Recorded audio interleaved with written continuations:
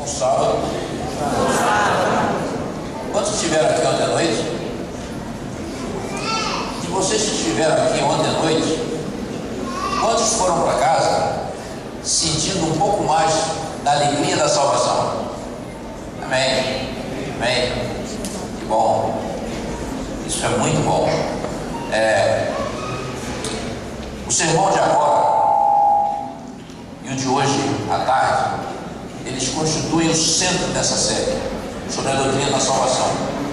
Eles tratam de um assunto que é da maior importância nesse tempo do fim, na nossa vida espiritual. Ou seja, compreender o que é a graça de Cristo Jesus, o que é a doutrina da salvação, como funcionam os diversos elementos do plano da salvação. Sabe qual é o resultado da nossa vida? Paz. Paz com Deus. Paulo diz que todo aquele que é justificado por Deus, ele tem paz. Ele tem paz com Deus.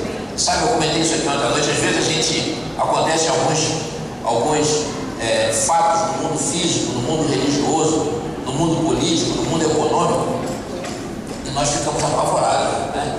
Mudou o Papa, morreu o Papa, uma guerra qualquer que explode por aí, a violência que está crescente, problemas econômicos, doenças estranhas aparecendo diariamente, e a gente vai ficando preocupado com isso, e aí começa uma angústia grande, porque a gente acha que está chegando o fim de todas as coisas. Oxalá realmente fosse isso, né? Que o fim realmente estivesse bem mais próximo do que nós imaginamos. Só que isso não deve nos trazer medo, sabe por quê? Ninguém vem para perto de Deus com medo, e se vier com medo, não vai ficar. Ninguém vem aos pés da cruz com medo. O que deve nos trazer para perto de Deus e para perto do seu plano não é o medo, jamais o medo. Eu já falei para vocês, Deus é um Deus de ordem na vida, ordem no culto. Eu quero pedir a vocês, antes de começar o sermão, eu quero pedir a vocês uma certa concordância com o seguinte: o assunto de hoje é muito importante. Vamos entrar firme aqui na parte teológica, mas não vai ser chato não, vai ser interessante. Nós vamos falar muito aqui na parte teológica do que é a graça, do que é a salvação. Então talvez eu me alongue aí uns 10 minutinhos a mais, mas aí aquela lasanha que está esperando vocês em casa, ela vai continuar lá esperando. Ultimamente a graça, nós vamos estar falando de graça. Olha, gente, esse é o assunto da minha vida. As pessoas até que me conhecem há muito tempo nem sabiam que eu pregava, porque eu prego há no máximo 3 anos. O Herbert lembra, o Herbert participou comigo de um projeto chamado Advent, um projeto de evangelismo que foi uma bênção para quem dele participou. O Herbert e as filhas dele participaram da parte musical, eu coordenava a parte de música e o pastor Benedito Muniz era o orador. E foi ali, incentivado pelo Muniz e por uma série de coisas que aconteceram, que eu acabei me tornando um pregador, né? E as pessoas que me veem, poxa, mas você não lidava com música, você agora, eu não sabia que você pregava, né? Eu digo, nem eu, né? Eu descobri isso muito recentemente. Então, a graça se tornou para mim, desde os meus 15 anos, foi quando eu ouvi o primeiro sermão sobre a graça, sobre o plano de salvação. Eu nunca mais esqueci. Meu coração juvenil ficou extasiado com aquela grande história de amor e como as coisas de Deus se encaixam, né? E tudo que eu fiz na igreja, de lá para cá, músicas, poemas, textos e ultimamente sermões, tudo vem banhado desse entendimento da maravilhosa graça de Deus. E eu sinto que a nossa igreja adventista do sétimo dia, é uma igreja que sempre primou pela pregação da obediência aos mandamentos de Deus, parece que está redescobrindo as belezas da graça de Cristo Jesus. Vocês prestaram atenção? A graça tem sido assunto nos últimos 3 a 5 anos das nossas lições da escola sabatina, sempre, das meditações matinais, sempre, dos sermões da Rede Novo Tempo. Como igreja, nós estamos redescobrindo essa maravilha da graça de Deus, porque infelizmente o discurso que vem de alguns dos nossos públicos é legalista. É muito fácil para quem prega obediência a Deus resvalar para o legalismo. É muito fácil. E infelizmente a gente ouve muitos sermões legalistas e lê muitos textos produzidos, né, no nosso meio, que são legalistas. Mas a doutrina da nossa igreja não é legalista. você estudá-la profundamente, você vê que ela não é porque nós pregamos obediência à vontade de Deus que isso nos torna necessariamente legalistas. Não. Porque o problema não está na doutrina, o problema não está na obediência, o problema não está na lei. O problema está no mau uso que nós fazemos da lei. Está na função errada que nós atribuímos à lei. É isso que gera o legalismo e obscurece a graça. Então o problema está em nós. Quando nós falamos, eu percebo que eu falo muito por aí, tanto para plateias adventistas como para plateias evangélicas. E eu percebo que quando eu falo de graça numa plateia majoritariamente adventista, como essa nossa, às vezes causa-se uma certa estranheza da gente estar enaltecendo o papel da graça, um certo até desconforto. Já foi pior no passado, hoje já não é tanto, mas ainda acontece. Da mesma forma que quando a gente fala de obediência a Deus numa plateia dos nossos amados irmãos evangélicos, a gente às vezes também sente essa mesma estranheza, a gente fica até no olhar, né? Um olha para o outro, a gente percebe que há esse certo desconforto. Sabe por quê? Fica parecendo até que a graça é contrária à obediência. Fica parecendo que a fé é totalmente oposta às obras. Fica parecendo que o que aconteceu lá no Sinai não tem nada a ver com o que aconteceu no Calvário. Fica parecendo que, por exemplo, as epístolas de Gálatas, de Efésios, de Romanos, são contrárias, por exemplo, à epístola de Tiago ou o livro do Êxodo. Sabe por que isso acontece, irmãos? Porque nós não entendemos direito a questão da salvação. O que é salvação, o que é justificação, o que é graça, é onde entra cada um desses elementos do plano de salvação. Nós não entendemos e aí fazemos uma tremenda confusão. Vamos em frente. Existem claramente hoje no meio cristão, não só na nossa igreja, mas na cristandade como um todo, existem claramente duas correntes de pensamento. Vejam se não é verdade. Uma delas é essa aqui. Ela enfatiza o seguinte: a salvação não implica em nenhuma necessidade de obediência. Ou seja, vamos exemplificar como se fosse esse grupo daqui, né?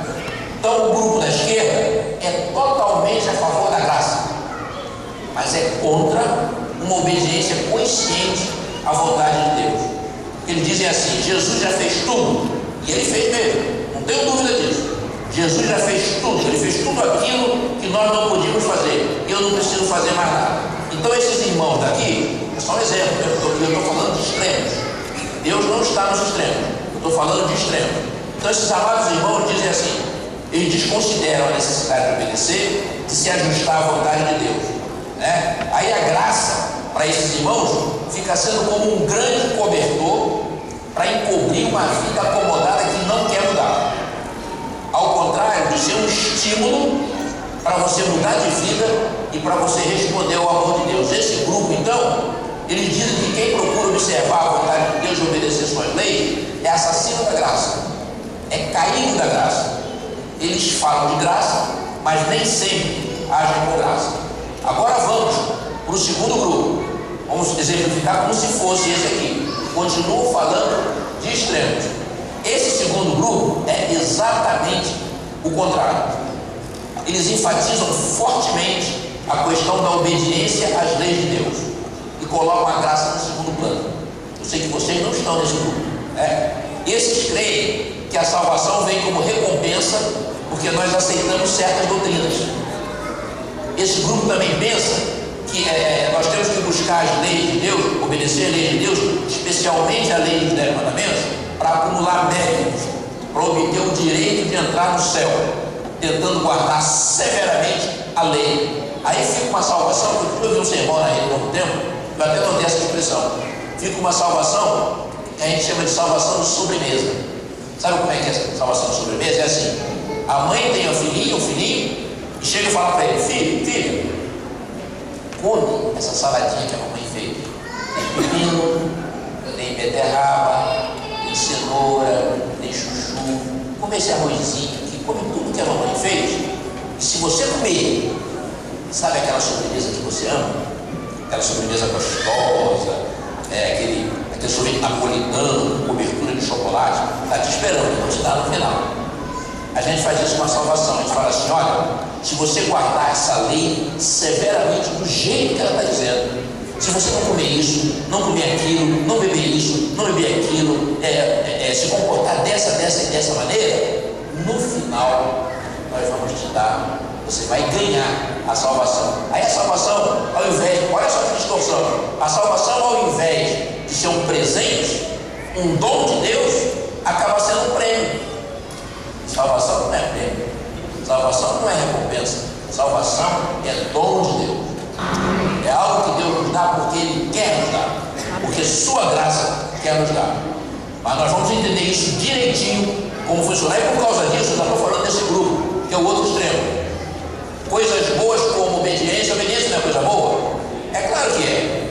Virtudes cristãs, coisa boa. Conhecimento da palavra de Deus, coisa boa. Boas obras, coisa boa, o nome está dizendo, né? Só que essas coisas, por causa desse radicalismo, acabam tomando a forma de instrumentos para acalmar um Deus exigente, de instrumento para obter mérito, instrumento para ganhar a salvação.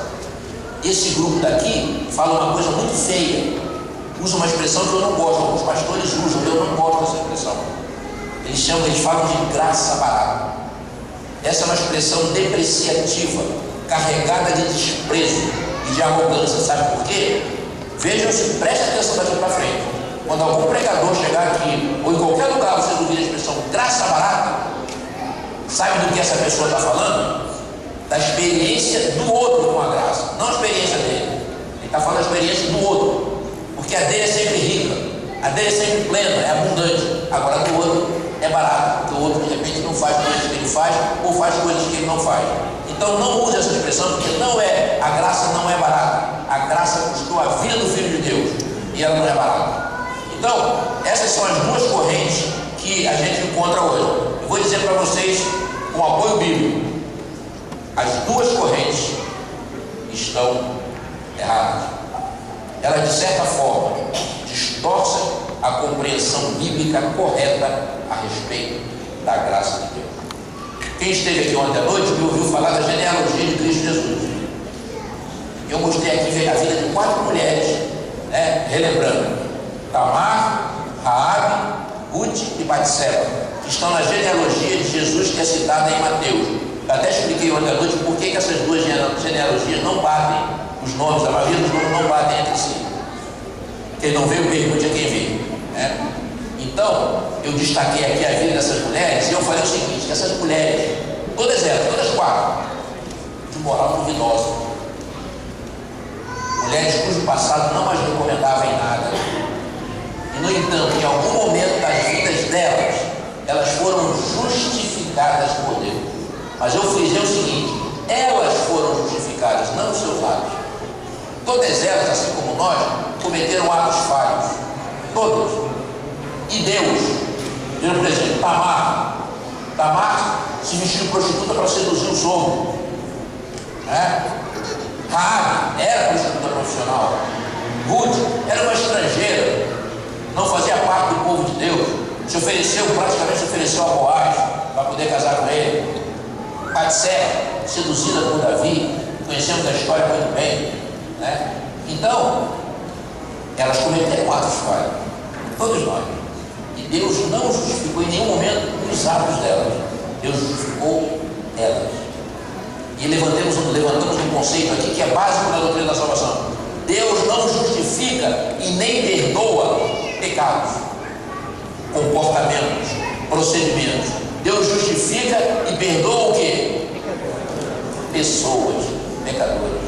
Quando a Bíblia fala em perdão de pecados, se você ler o contexto, ela está se referindo a perdão do pecador, porque pecado não tem perdão. Foi outro conceito que nós falamos: pecado não tem perdão. Dívida não tem perdão, dívida se paga. Se tem até a música do Daniel Salles que diz que pecado não se explica, pois eu vou mais além: pecado não se perdoa, pecado se paga. Se Deus não houvesse, vamos ver daqui a pouco, Se ele não houvesse pago isso na cruz, ele não poderia nos perdoar.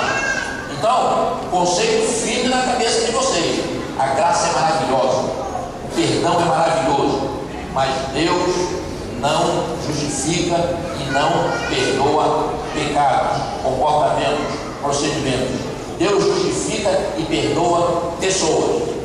Isso faz uma grande diferença, vocês vão ver. Isso faz uma grande diferença.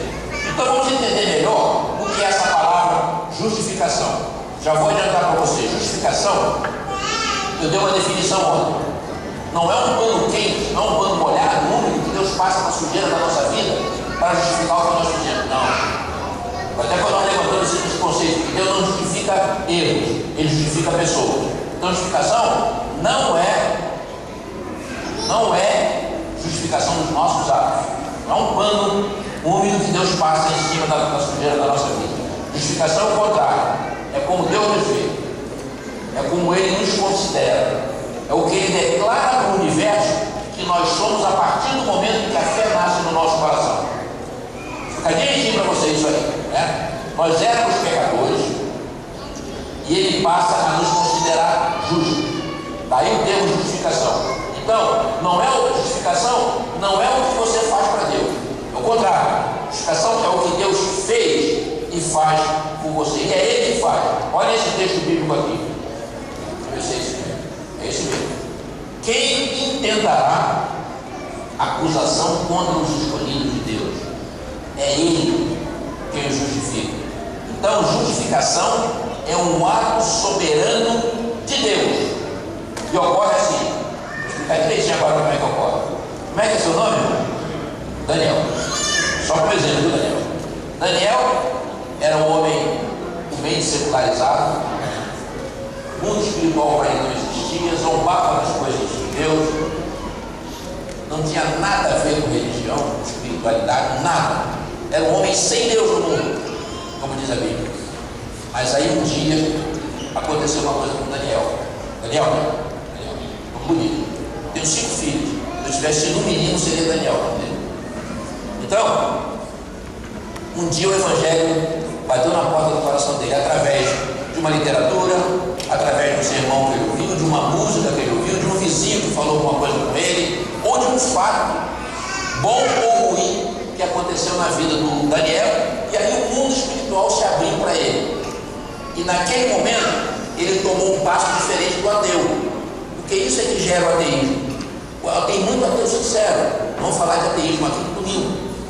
Domingo vai ser mais uma palestra até do que um sermão. Nós vamos nos conscientizar de qual deve ser o nosso papel como cristãos salvos pela graça diante de um mundo de bilhões de pessoas para quem nada disso aqui faz sentido. Vamos conversar sobre isso no domingo. Então, nesse momento em que o mundo espiritual bateu na porta do coração de Daniel, ao contrário do ateu, que mesmo sendo sincero, o ateu decide não crer, decide continuar procurando provas e evidências, o Daniel abriu o coração. Falei das crianças que ele abriu o coração para a fé. Nesse momento, Deus identifica isso. E ele sabe quão legítimo isso é. Quando Deus identificou que a fé que nasceu no coração de Daniel é legítima, sabe o que Deus faz? Sabe o que Deus faz? Diz para o mundo que Daniel não é mais pecador. É justo. É um ato instantâneo de Deus. A justificação é um ato instantâneo. É uma fração de segundo. O grande Criador e mantenedor do universo identifica que uma criatura sua manifestou fé legítima. Quando ele identifica isso, ele diz: vocês estão pensando que o Daniel ainda é um maloqueiro? Que o Daniel é um cara que não tem nada a ver com o mundo espiritual? Um cara que bate na mulher, que agride todo mundo, tem um comportamento horroroso, faz isso, isso. Estão pensando que ele continua sendo um pecador? Para vocês, sim. Eu mostrei ontem como é que o nosso olhar é diferente do olhar de Deus. Para vocês sim, mas para mim não. Estou falando como se fosse Deus, para mim não. Daniel agora é justo. Nós vamos ver a tarde, nós vamos nos chocar no sermão da tarde, como Deus fez isso com pessoas do passado.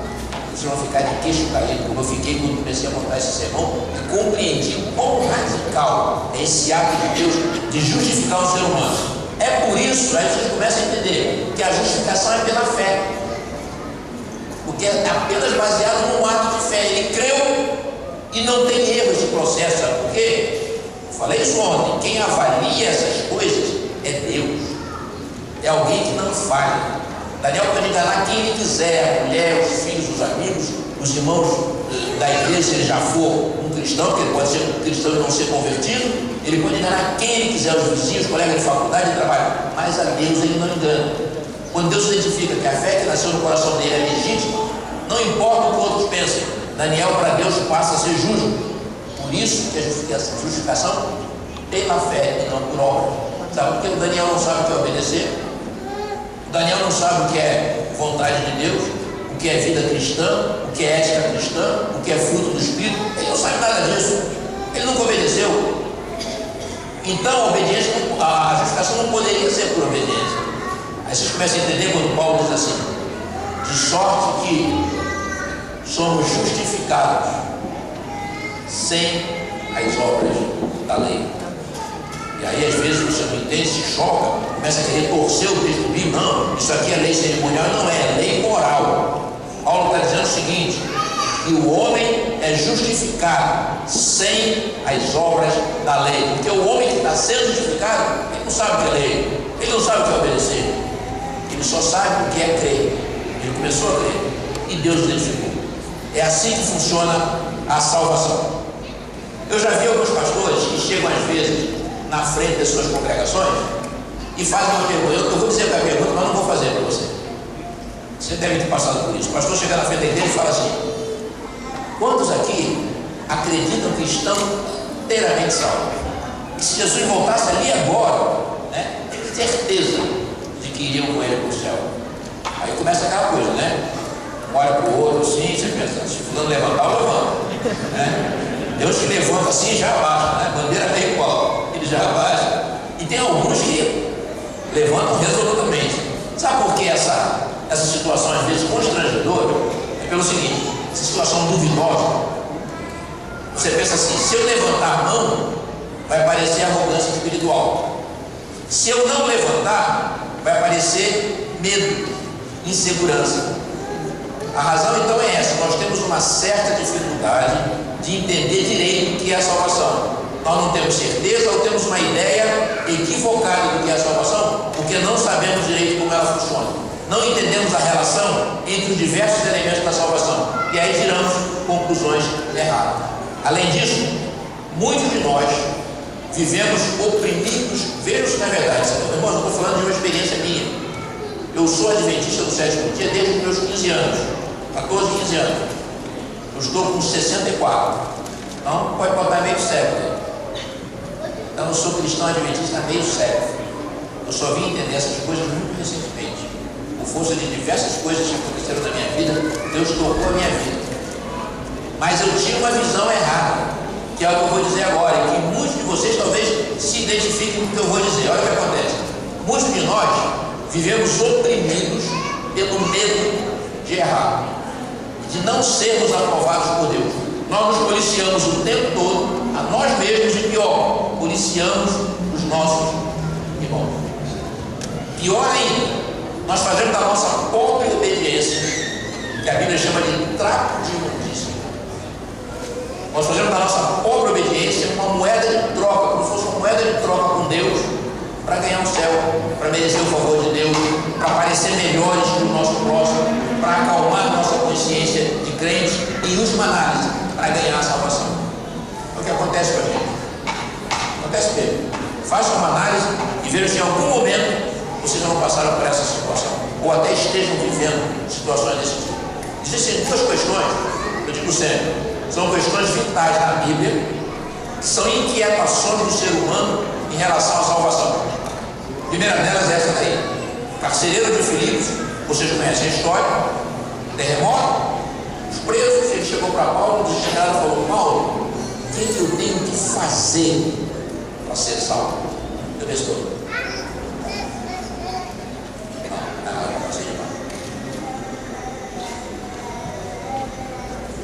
eu tenho um problema, então eu não consigo enxergar de longe. Eu estou vendo lá o monitor, mas eu não consigo enxergar o que está acontecendo lá com ele. E essa vista aqui, ela é até meio fechadinha, né? Isso tem uma vantagem, ela fica meio fechadinha, enquanto ela ora, a outra lê a Bíblia. Então, dá para fazer duas coisas. Mas então vocês vão ver que eu tenho uma certa dificuldade às vezes em ver o que está lá. Então a primeira pergunta foi essa: o que devo fazer para ser salvo? Olha o verbo, o que eu devo fazer para ser salvo? E aquela ali foi dita por Bildade. Bildade, ele era árabe, era um dos amigos, entre aspas, de Jó, né? E discutindo com Jó toda essa questão, ele ficou desesperado e falou: Jó, ninguém pode ser justo diante de Deus. Quem pode ser justo diante de Deus? Aliás, os discípulos também tiveram a mesma dúvida, o mesmo questionamento. Quando Jesus estava falando aquele negócio do cabelo passar pelo fundo da agulha, eles estavam discutindo essa questão e aí disseram isso aí, né? E os que ouviram disseram: sendo assim, quem pode ser salvo? É muito difícil ser salvo. E Jesus até concordou de certa forma com isso, falou: de fato é, só que é difícil para vocês, é impossível para vocês, mas para Deus não é possível, é perfeitamente possível para Deus. Olha só essas questões aqui, se não são questões que já vieram ou vêm à nossa cabeça com frequência. Nós já estamos salvos. Uma vez salvos, estamos salvos para sempre. O que é que de fato nos salva? Nós ouvimos falar em fé, graça, obediência, conhecimento. O que é que de fato nos salva? Eu preciso obedecer, preciso praticar boas obras. Esses são os elementos da salvação. Eu falei isso aqui ontem. Graça, fé, obediência, conhecimento, perdão, justificação, santificação, glorificação. Como é que a gente encaixa tudo isso, né, para entender o grande plano de salvação? Como é que a gente faz isso? Para não ficar em confusão, poder conversar com as pessoas a respeito da nossa salvação e da delas também. Eu vou colocar aqui para vocês. Quando eu comecei a pregar, eu falei para vocês que são uma experiência que tem no máximo 3 anos. Eu disse a Deus o seguinte: Pai, eu não quero fazer sermões lacrimosos que levem a igreja a chorar. Porque a emoção é uma coisa que vem e vai embora. Embora a religião tenha muito de emoção, tem uma grande parte que tem a ver com as emoções do ser humano, e Deus respeita as nossas emoções. Mas eu não queria fazer sermões emotivos, lacrimosos. Também não queria fazer sermões de bater na igreja. Quem sou eu para fazer isso? Não quero fazer isso. Também não quero fazer sermões que amedrontam a igreja com o fim do mundo, nos assuntos escatológicos que tem a ver com o final de todas as coisas. Não quero. Quando eu falar sobre isso, eu quero falar com alegria. Eu falei para vocês muitas vezes.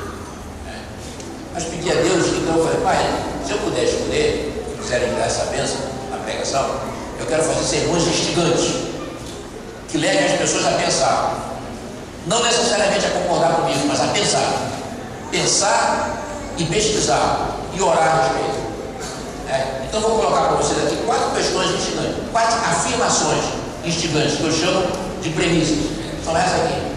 Primeira delas: salvação não é para todos. O quê? Não. Salvação não é para todos. Segunda afirmação: salvação não é só perdão e justificação. Perdão é maravilhoso. A justificação, como eu acabei de explicar aqui com Daniel, que declara o homem pecador justo, é algo maravilhoso, radical, fantástico. Mas salvação não é só isso, não. Terceira afirmação: salvação não é um fato estático, parado no tempo e no espaço, ali. Aconteceu uma vez na sua vida, você está salvo para sempre, acabou.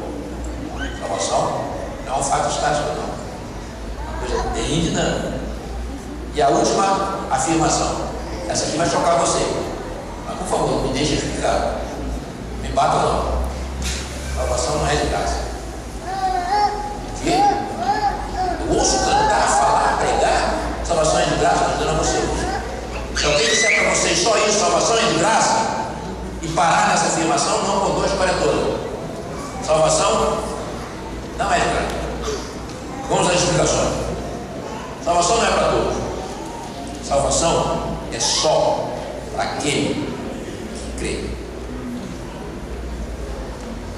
Tempinho para vocês pensarem. São João 3,16. Deus amou o mundo. Ele amou todos. Todos, sem a menor exceção. Deus amou o mundo e deu seu Filho, para que todo aquele que nele crê, aí sim, não pereça, se salve.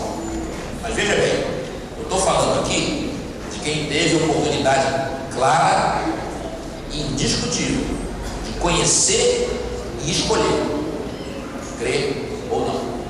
Mas há casos difíceis que, felizmente, não são da nossa conta.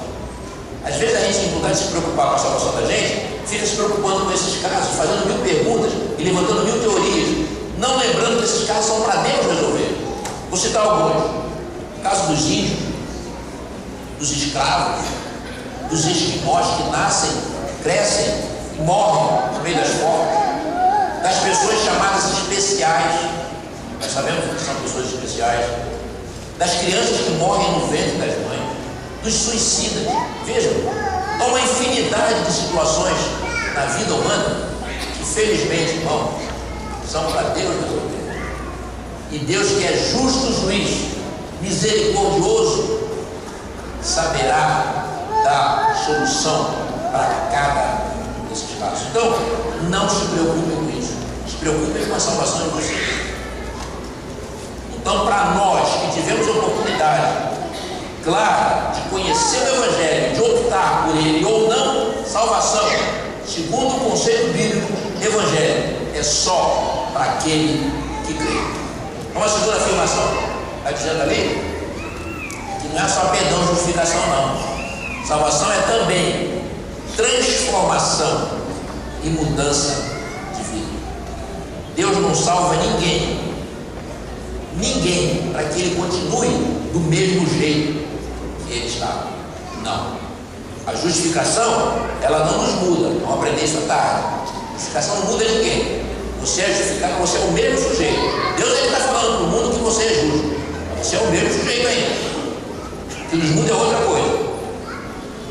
Porque Deus não salva ninguém para que ele continue do jeitinho que ele estava, com as práticas que ele tinha, com a vida que ele tinha.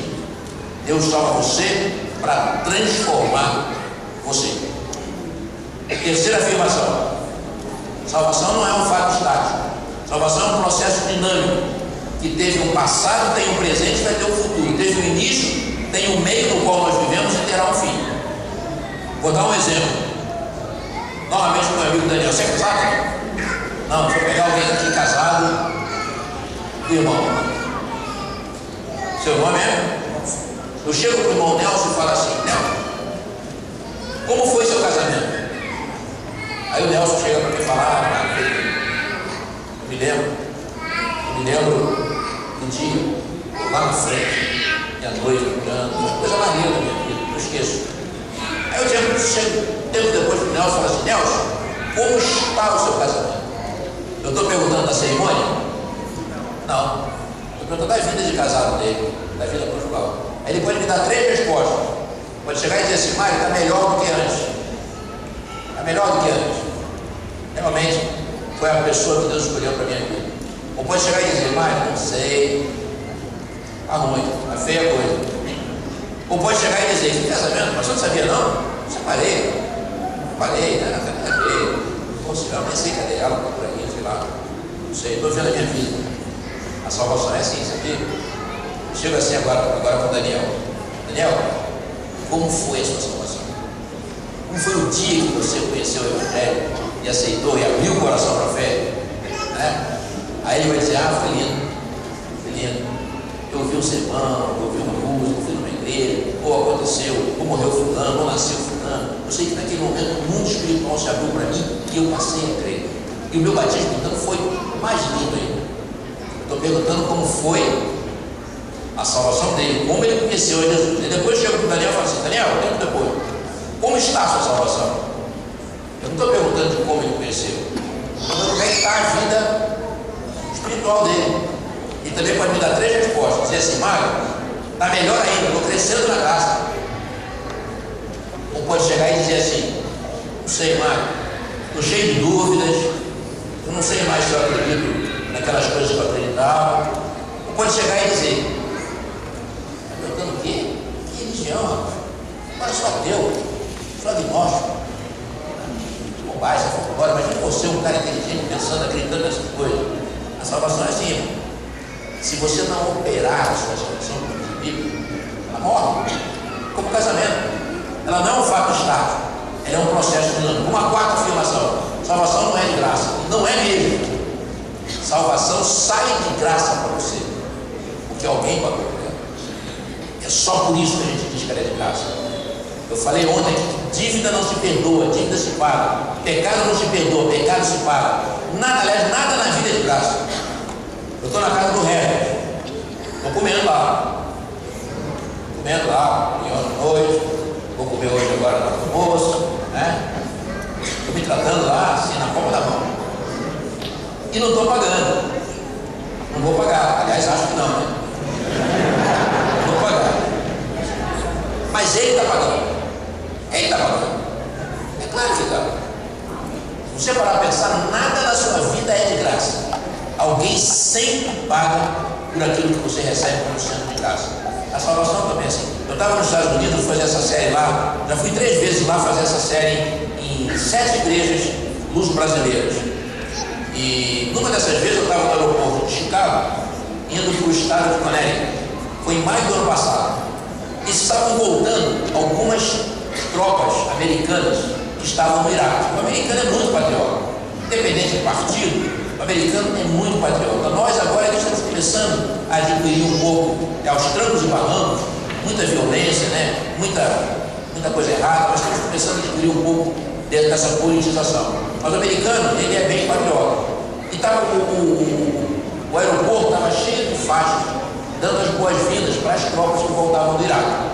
O meu voo estava atrasado, porque lá tinha banda de música, um monte de coisa lá. Até pensei que era para mim, mas aí vi que não era para mim, era para as tropas americanas. E eu fiquei ali, olhando aquelas faixas, e deparei com uma que eu falei, opa, vou botar no meu sermão de amanhã. A frase dizia assim: freedom is not free. Isso, numa boa tradução, significa liberdade não é de graça. Países que hoje desfrutam de alguma liberdade, tudo que eles desfrutam hoje, liberdade civil, liberdade religiosa, econômica, política, aquilo ali custou muito caro, custou a vida, o sangue de muita gente, porque nada na vida é de graça, e nem a salvação. A salvação também não é de graça, ela sai de graça porque alguém pagou por ela. Agora veja, eu falei para vocês que a salvação tem 3 tempos: tempo passado, tempo presente e tempo futuro, né? Você sabia que na Bíblia a gente encontra o verbo salvar, ou a expressão ser, estar salvo, também em 3 tempos? Olha só, vamos ver isso aqui: salvação no passado.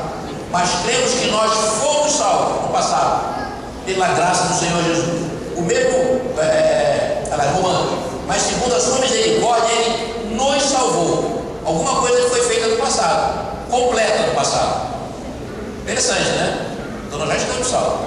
A gente pode dizer de boca cheia: eu já estou, eu fui salvo em Cristo Jesus. Mas você encontra a salvação também no presente. Quer ver? Olha aqui.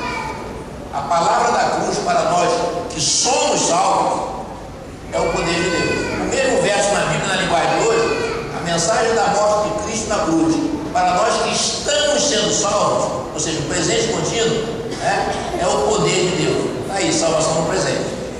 Tem no futuro? Tem. Vamos ver no futuro. Aquele, porém, que perseverar até o fim, esse será salvo. Então está lá na frente.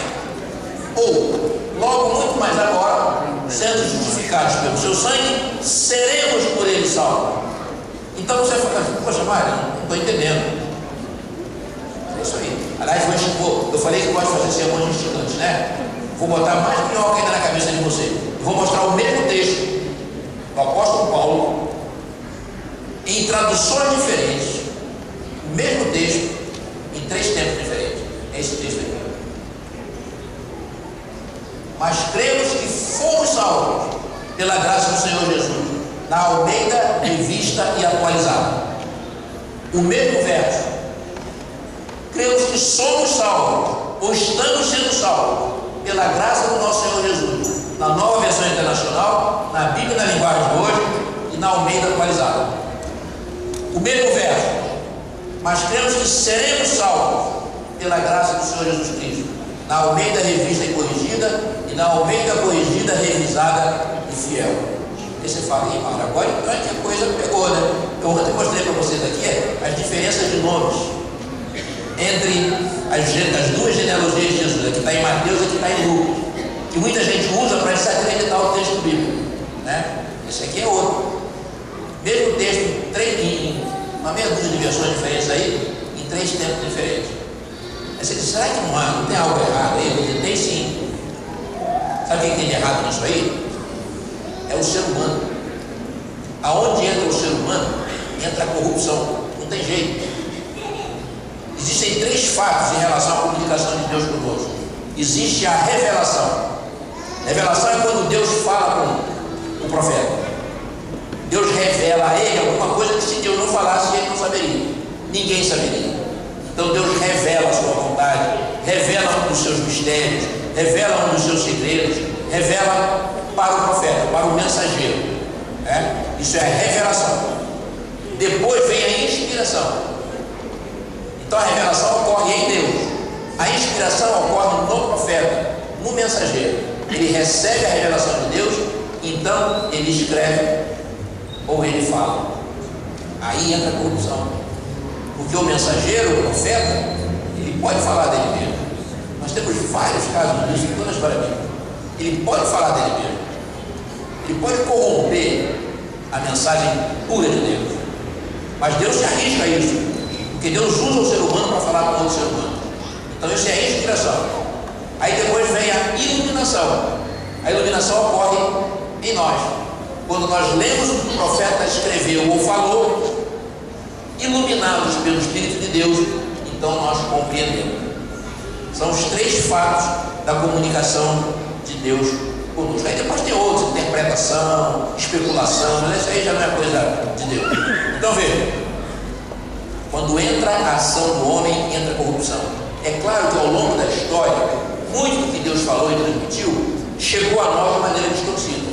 Mas as coisas que são básicas para a salvação, Deus preservou, não tenho a menor dúvida. Aquilo que é básico para entendermos todo o processo de salvação e a vontade de Deus, isso permaneceu. E essa questão aí que parece uma pequena confusão, só mostra aquilo que eu falei ainda há pouco, que a salvação é um processo dinâmico. Ela teve um passado, tem um presente, vai ter um futuro sim. Ela teve um início, ela tem um meio do qual nós inserimos e ela terá um fim. Ela é um processo dinâmico. Agora, vamos fazer o seguinte, já caminhamos já na segunda metade do sermão, vamos pegar desde a criação, né? Só vou terminar isso à tarde. Vamos andar um pedacinho agora e vamos andar outro pedaço na parte da tarde. Vamos ver como funcionou tudo isso aí desde a criação. Está lá. Nós que conhecemos essa história, nós sabemos que no Éden, homem e mulher foram criados à imagem de Deus, puros, santos, perfeitos, física, mental, emocional e espiritualmente. Adão e Eva precisavam de um Salvador? Precisavam? Não. Eles eram pecadores, salvar eles de quê? Eu não precisava de um Salvador. Eles eram santos, puros, perfeitos. Aí Deus, por causa disso, fez com eles um concerto. Isso é a coisa mais extraordinária. Esse é o que eu considero o primeiro concerto. Fez com eles um concerto, que é a coisa mais extraordinária. Esse concerto não foi baseado na graça, foi baseado na obediência. Foi esse concerto aqui, ó. De toda a árvore do jardim comerás livremente, mas da árvore do conhecimento do bem e do mal não comerás, porque no dia em que dela comeres, certamente morrerás.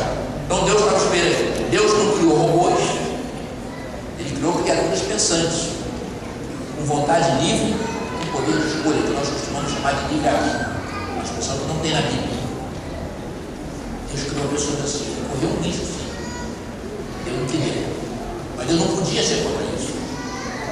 Deus não podia ser contra isso. Então Ele deu ao homem, testou o homem. Agora, por que Ele podia esperar a obediência daquele casal? Alguém se arrisca a dizer? Por que daquele casal ali, Deus podia esperar obediência plena? Sabe por quê? Porque eles tinham condição de fazer a vontade plena de Deus. Eles eram santos, eles eram perfeitos. Adão e Eva não tinham tendência para pecar. Eles poderiam pecar e pecar, eram livres para isso, mas eles não tinham a tendência para pecar. Toda a vontade de Adão e Eva era fazer a vontade de Deus. Mas Deus deu a eles essa prova e infelizmente eles falharam. Mas daquele casal Deus podia esperar a obediência. Depois dessa queda, aí sim, a partir daí todos os concertos feitos por Deus com Adão depois da queda, com Noé no dilúvio, com Abraão, com Isaac, com Jacó, no Sinai, o conceito da nova aliança, tudo foi feito baseado única e exclusivamente na graça de Deus, numa oferta unilateral de Deus de graça. Mas aquele primeiro foi baseado na obediência. Aí veio uma coisa muito triste, veio isso aqui, uma coisa que não era desejada, mas era possível de acontecer. Veio o pecado. E o que é o pecado? Se eu perguntar isso a uma plateia adventista, a resposta quase unânime vai ser: pecado é a transgressão da lei. A Bíblia tem várias definições para pecado, inclusive essa. Ela diz que aquele que peca também transgride a lei. Então pecado é alguma coisa a mais, né? A Bíblia chega a dizer que pecado é a transgressão da lei, está lá em João 3,4. Diz que pecado é a ausência de fé, Romanos 14:23. Diz que pecado é não fazer o bem, aquele que sabe fazer o bem e não sabe e não faz, comete pecado, está lá em Tiago. Diz que pecado é rebelião, está lá em Isaías. Diz que pecado é desobediência, está lá em Romanos 5:19. Diz que pecado é escravidão, está lá em João 8:34. Todas essas definições estão corretas numa parte da coisa, mas eu vou dar para você uma definição mais ampla, profunda, completa, uma nova definição do que vem a ser pecado. Pecado é uma inclinação da carne. Pecado é inimizade contra Deus. Pecado é afastamento de Deus. Pecado é isso aí, é a quebra de um relacionamento. Isso é pecado.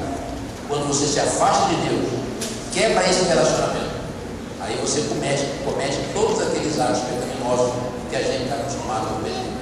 Então, pecado, numa primeira instância, pecado é a quebra de um relacionamento. E o que é a salvação? O que é a salvação? Nesse contexto, o que é a salvação? Salvação é o caminho de volta, é a reconciliação. Por que Deus criou o que ele chama de ministério da reconciliação? Por isso, Jesus veio refazer o relacionamento que havia sido quebrado lá no Éden. Adão e Eva, eles não precisavam ter pecado. Eu falei, eles não tinham essa tendência, eles eram como Cristo Jesus, que não tinha tendência, poderia pecar e não pecou, não porque fosse filho de Deus, mas porque vivia em íntima comunhão com o Pai. Mas Adão e Eva pecaram. Então eles tinham condição total de apresentar a Deus obediência perfeita. Isso é o que a gente chama de livre arbítrio.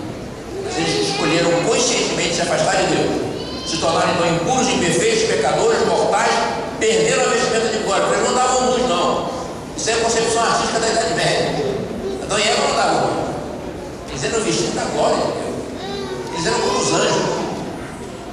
Salmo 104 diz que Deus é vestido de glória e majestade. Assim era Adão e Eva. Era a imagem de Deus. Só que quando eles pecaram, foram destituídos de quê? Da glória de Deus. Isso que Paulo fala aí. Mas imediatamente receberam uma vestimenta de graça. Olha só. Sabe o que é isso aqui? Isso aqui é a primeira demonstração que existe na Bíblia do homem tentando resolver o problema do pecado com obras próprias, com suas próprias soluções. Fizeram logo uma roupinha ali que não deve ter sido uma tanga, não. Deve ter sido uma bela de uma roupa, árvores gigantescas, folhas enormes. Adão ainda com a agilidade perfeita que Deus lhe dera. Rapidamente eles fizeram ali uma roupa fantástica para resolver o problema da transgressão. Primeira demonstração que existe na Bíblia do homem tentando resolver o problema do pecado com obras próprias. Mas nós temos também aí a primeira manifestação plena da graça redentora de Deus. Deus chegou com uma pele, que essa pele não foi Deus que criou ali para aquela ocasião. Provavelmente alguém morreu. Eu já falei para vocês que nada é de graça. Alguém morreu para que essa pele existisse. E aí eu pergunto para vocês, mais uma pergunta instigante: Adão e Eva morreram? Deus falou que eles iam morrer. O diabo falou que não. E de fato, quando Eva mordeu, a pessoa, não morri. Serpente está certo. Adão, aqui ó, morri. Ele pegou, morri. Eu pergunto, morreram ou não morreram?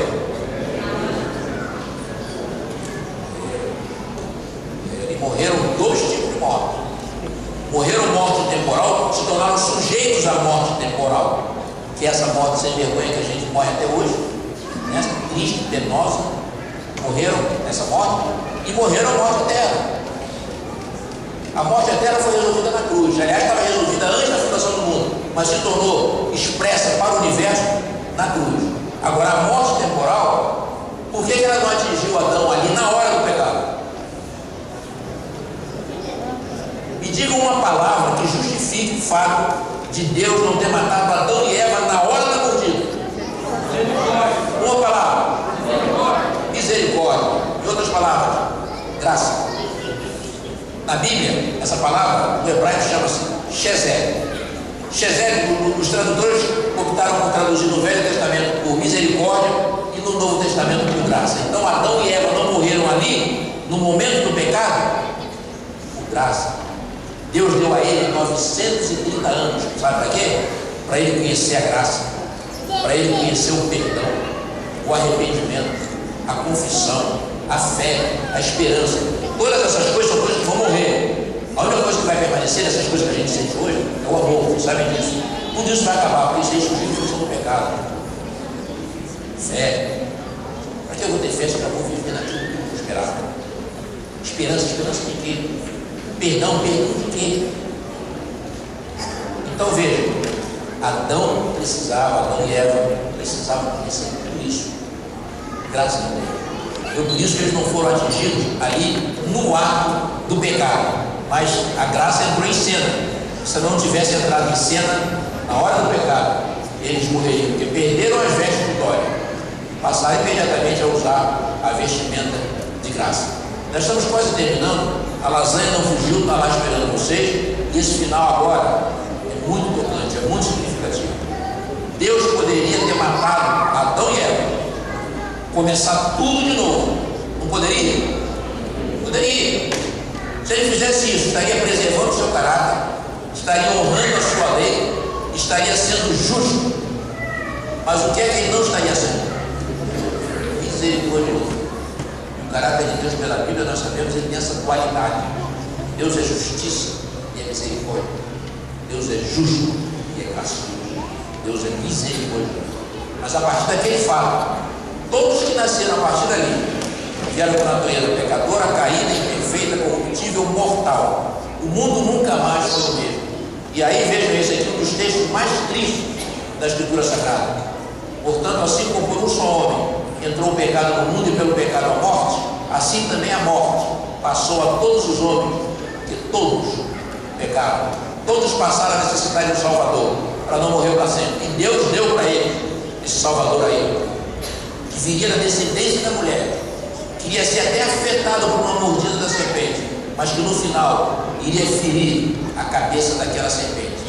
E a partir daquele fato lá do Éden, aí sim, todos os conceitos de Deus passaram a ser baseados unicamente na sua graça, não mais em obediência, mas na graça. O homem pecador não tinha mais condição, e não tem, de oferecer naturalmente a Deus obediência plena. Não temos mais essa condição.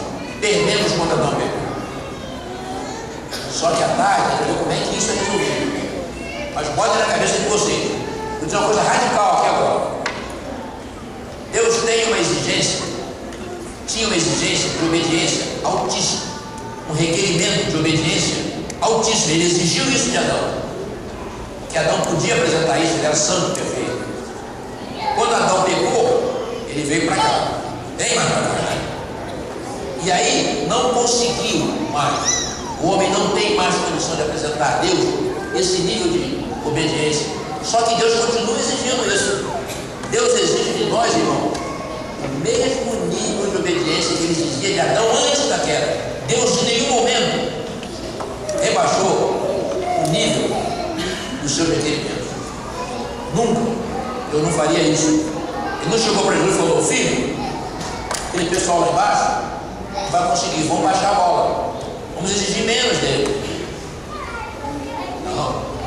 Deus continua esperando o mesmo nível de obediência de Adão antes da queda. Só que nós já sabemos, já falei, vocês sabem disso, não temos a menor condição de apresentar esse nível. Estamos muito lá embaixo. E sabe o quê? A entender o que é que nós precisamos tão desesperadamente.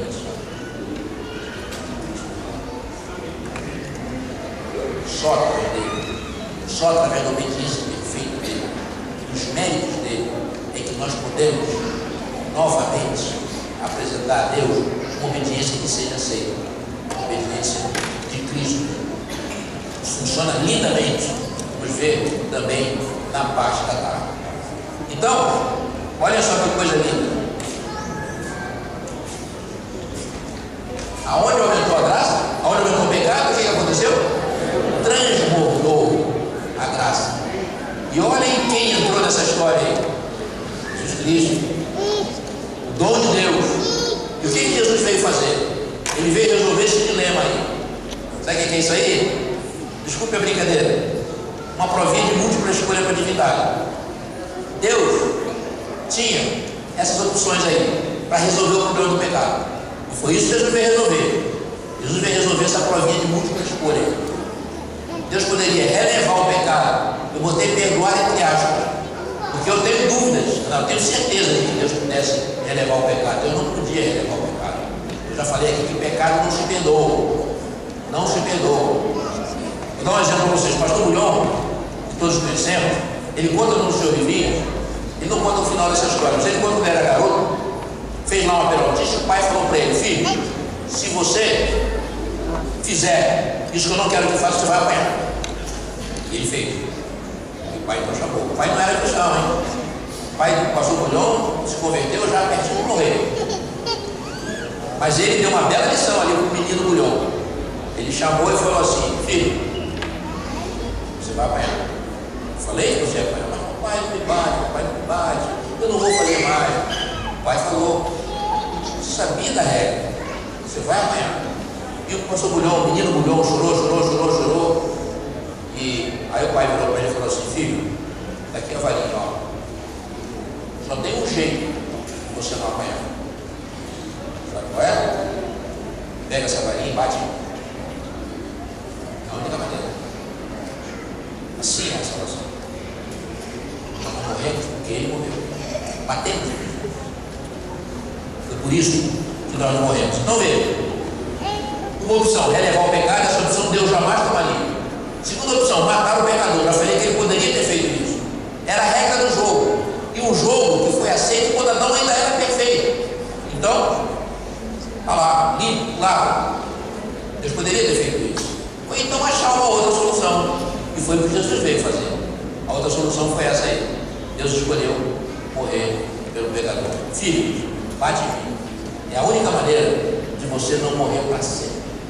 É a única maneira. Vamos em frente. Olhem essa afirmação aí. Deus só pode nos perdoar porque Ele pagou. Quem perdoa, paga. Ninguém pode perdoar uma dívida sem primeiro arcar com o ônus dela, sem pagá-la. Isso é uma característica intrínseca do perdão divino e do perdão humano. Vocês querem ver? É um pastor conhecido meu lá em São Paulo. Não vou dizer o nome dele, porque o que eu vou contar não é bom. Ele fez um sermão sobre a graça, Deus. Mas quando ele foi exemplificar a graça, ele contou a seguinte história. Estava lá com uma mulher assistindo, a seguinte história aqui. Ele foi fazer uma prova nos Estados Unidos, foi estudar na Universidade Andrews, que é uma universidade adventista nos Estados Unidos. E ele estudou muito a noite toda, a prova era no domingo de manhã, estudou a noite toda, perdeu a hora na hora de sair de casa, aí pegou o carro dele, saiu uma desabalada por uma daquelas highways americanas, e aí logo veio o policial rodoviário, fechou, mandou ele parar, ele parou, o policial chegou. Onde é que você vai com essa pressa? 7 horas da manhã, domingo. Ele falou: é que eu sou adventista. Ah, você é adventista? Eu conheço adventista, sou amigo dos adventistas. Isso é uma universidade aí na frente? Pois é. Eu estou indo lá fazer a última prova do meu mestrado. Eu estudei a noite inteira, e cansado, perdi a hora. Então por isso que eu estou indo. Estou lhe contando. Aí o guarda virou para ele e falou assim: estou vendo que você é um homem de Deus, estou vendo a sua Bíblia aí, os livros de estudo. Tá bom, vamos fazer o seguinte: vai, com cuidado. faça a sua prova. Boa prova. Liberou ele. Aí ele vira para a igreja e fala assim: irmãos, isso é graça. Eu fui objeto da graça daquele guarda, naquele dia. Aí eu pergunto para a igreja José Bonifácio: isso é graça? Não é? Eu virei na hora para minha esposa e falei assim: irmãozinho, isso é desgraça. Isso não é graça. Aí eu fiquei com aquele negócio na cabeça e voltei para casa, imaginando como aquela história poderia acabar, e aí sim, demonstrando graça. E aí eu bolei o final para a história, e uma vez eu fiz lá em Moema um curso de evangelismo para crianças sobre a salvação, e eu contei essa história já modificada, né? Exemplifiquei que era um bonequinho que estava na estrada, o carrinho dele, fui contar a história. Então, imagina assim, o pastor, o guarda chegava para o pastor e falaria assim: pastor, eu conheço adventista, conheço adventista, gosto de adventista, um povo que guarda a lei, né, pastor?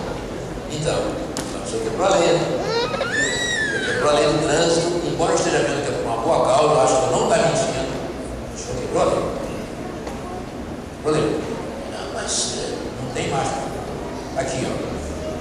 Aqui a multa, semana que vem o senhor pague, fique, entendi. Pastor saiu dali, boa prova. Pastor saiu dali, chateado, fez a prova dele, esqueceu do caso. Na semana seguinte, bate lá o carteiro na porta dele e entrega para ele o envelope. Ele pega o envelope e vê que lá dentro o canhoto da multa, com um carimbo pago. E junto um bilhetinho. E o guarda dizia assim: pastor fulano, eu sou o guarda que mudou o senhor na semana passada. Gostei do senhor, acreditei na sua história, gosto dos motivos. Eu tinha recebido o meu salário, paguei sua multa. O senhor não tem mais dívida com o Estado. E assinou embaixo: guarda e Emanuel. Isso é graça? Isso é graça. Isso é graça também. Ele pagou. Como ele pagou, ele podia perdoar. Então, isso é verdadeiro do perdão humano também. Vou explicar como é que isso acontece à tarde. O perdão humano também, você só consegue perdoar se você pagar. Eu vou dizer como é que você paga.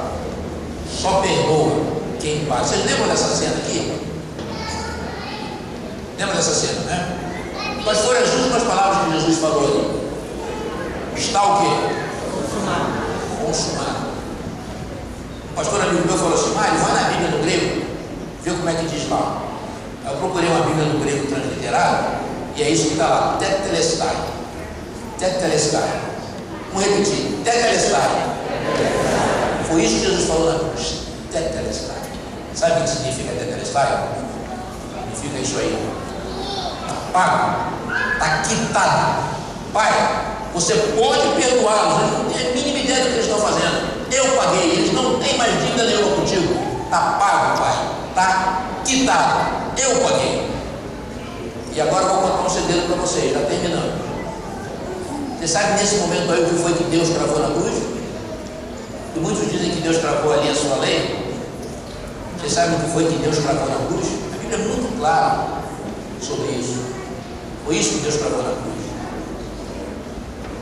O verso bíblico diz assim: deixa eu botar ele. Não, o verso bíblico diz assim, está lá em Colossenses 2,14: tendo Deus cancelado o escrito da dívida que era contra nós e que constava de ordenanças, constava de sacrifícios, porque aquele que pecava tinha todo o ritual de sacrifício para cumprir. Não vou repetir: tendo Deus cancelado o escrito da dívida que era contra nós, constava de ordenança,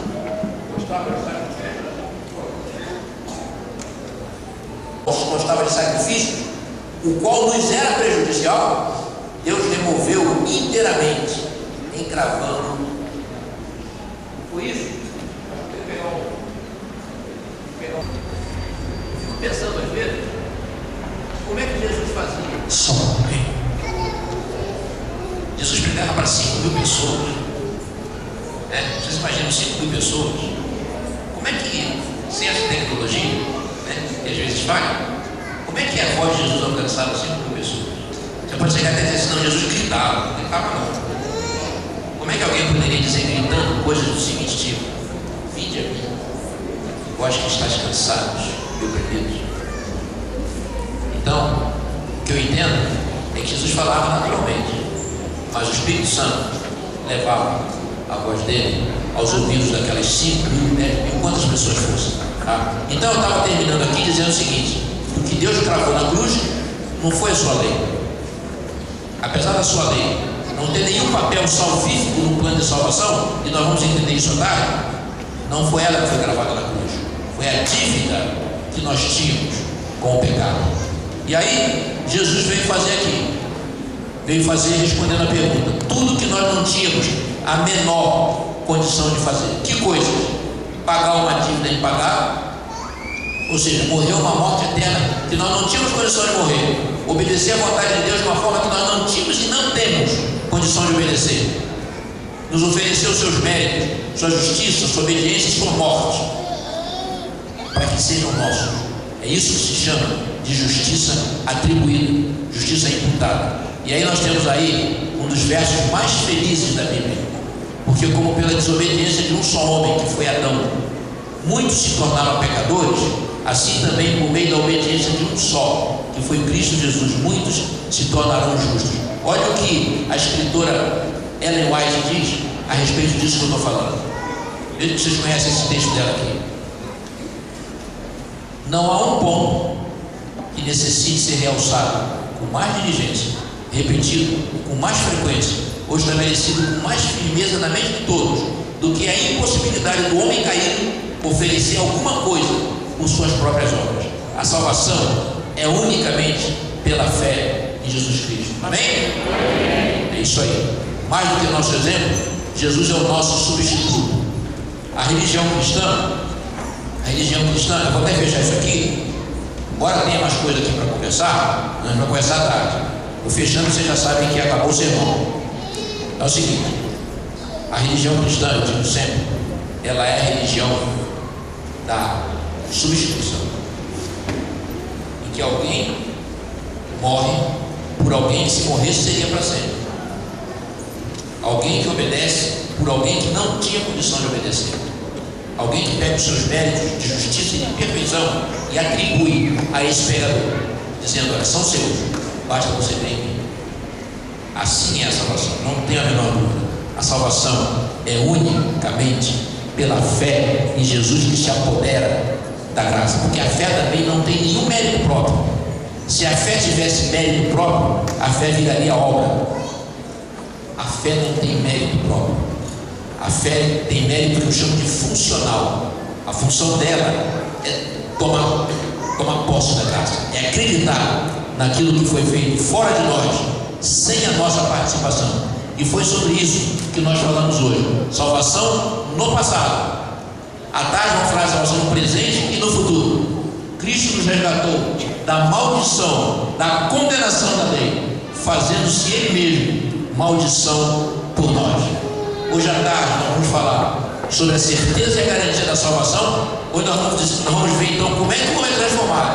Vamos estudar aqui rapidamente santificação e glorificação. E amanhã é a grande conversa nossa a respeito daqueles bilhões de pessoas para quem nada disso que o Mário está falando aqui faz o menor sentido.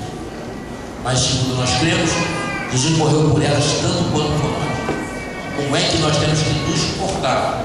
Qual deve ser a nossa atitude em relação a Deus, a agnósticos, a teístas, em relação a pessoas que não têm fé nenhuma, a muçulmanos, a pessoas das mais diferentes crenças, espíritas, coisas que nós conhecemos e que nós não consideramos verdadeiras, já que consideramos verdadeiro o ensino do cristianismo.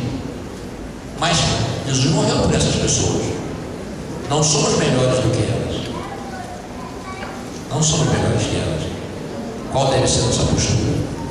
Ensinamento muito bonito e bíblico. Vamos ver. Vamos levantar e vamos fazer uma oração, terminando essa nossa introdução à doutrina da salvação.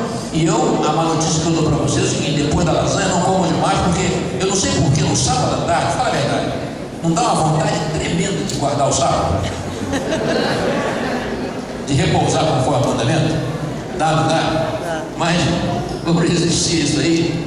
E se puderem, venham à tarde, porque nós vamos fechar algumas coisas que eu deixei propositalmente em aberto. Eu vou ficar ali, eu quero cumprimentar todos vocês. Tá bom? Ontem eu não fiz isso, mas vou fazer isso hoje. Que Deus nos abençoe, vamos orar. Que o Senhor nos abençoe e nos guarde. Que o Senhor faça resplandecer o seu rosto sobre nós e tenha misericórdia de nós. Que o Senhor sobre nós levante o seu rosto e nos dê a paz. Amém.